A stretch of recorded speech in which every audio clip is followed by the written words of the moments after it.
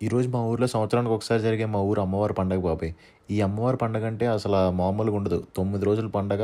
మొత్తం ఊరంతా లైటింగు, ఘటాలు, బలవేషాలు, కోలాటాలు, వాలీబాల్ పోటీలు, కోడిపందాలు, రికార్డింగ్ డాన్సులు, బుర్రకథలు. అబ్బా! 9 రోజుల పండగలో ఇదే 9వ రోజు పండగ అనమాట.